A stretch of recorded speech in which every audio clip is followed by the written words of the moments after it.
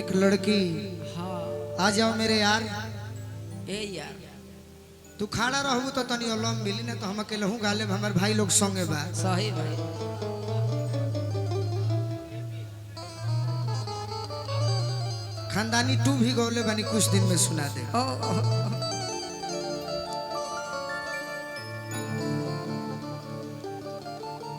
बेवफा तहरा वफा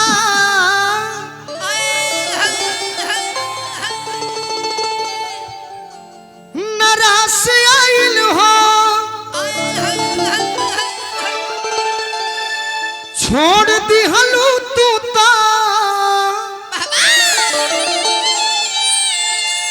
हमरा पास आइल हो धोखा मिलल हमरे नदानी बा।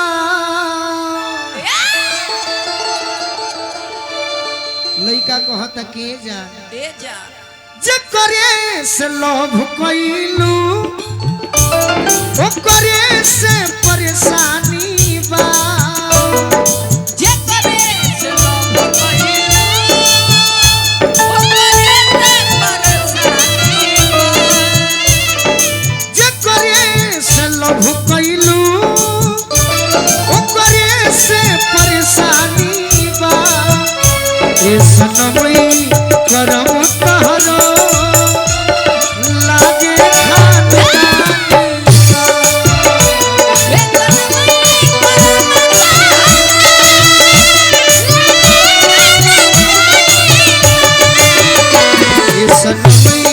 करम तहरो लागे खानदानी बा।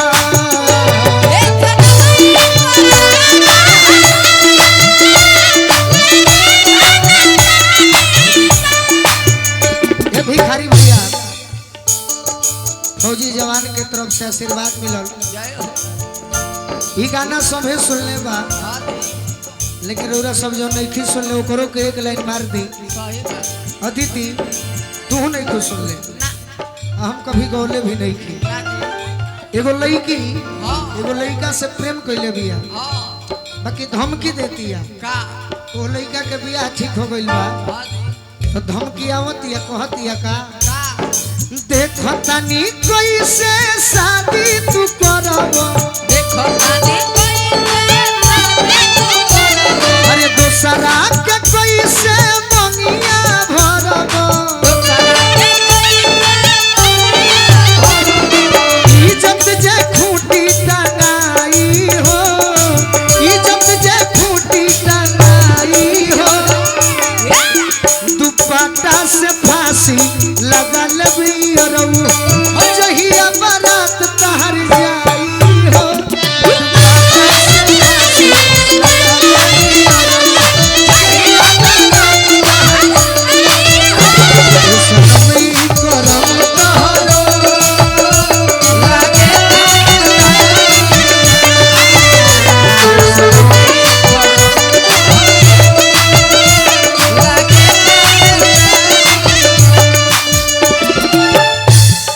धीरज भैया के तरफ से नीरज भैया के तरफ से फौजी जवान भैया के तरफ से और आज जिकरा माध्यम से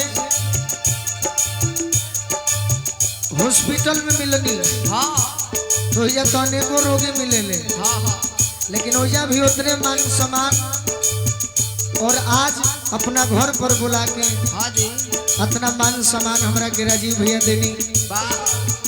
राजीव भैया के जितना धन्यवाद कहीं उतना कम पाए।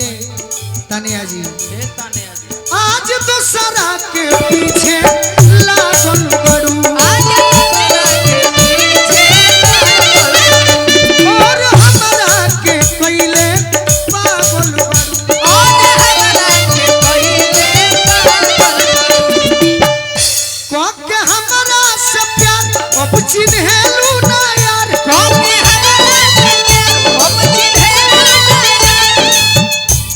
ये सोच मन में हो खत हैरानी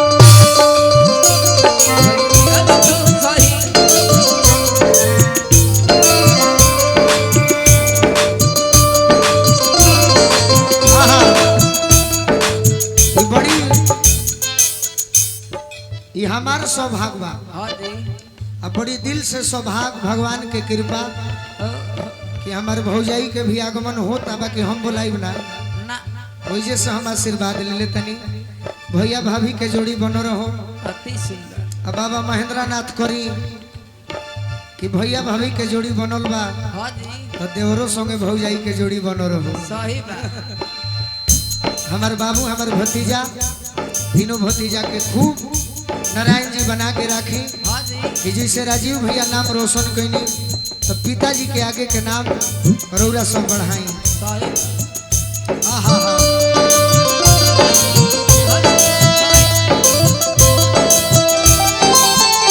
दिल पहले रही जिंदगी में मगर लब के लोटरी में लुटा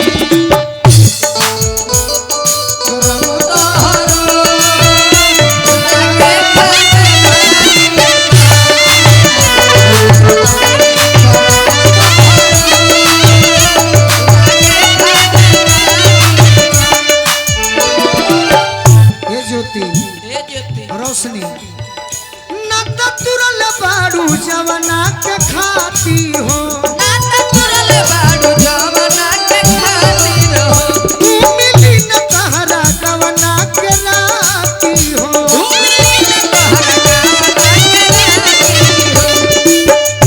चोरी बोलू के दिल तहरा मिली न मंजिल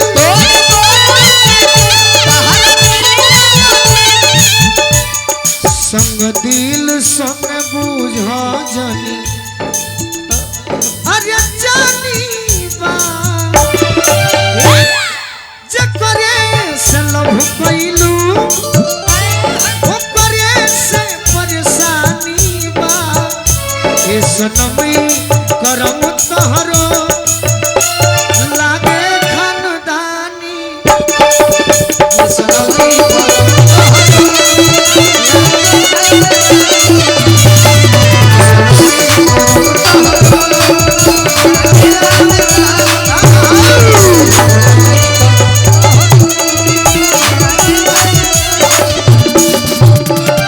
माइनर हो जाएगा सोहर गाते हो जे बैठ जाएंगे सोहर में रौरा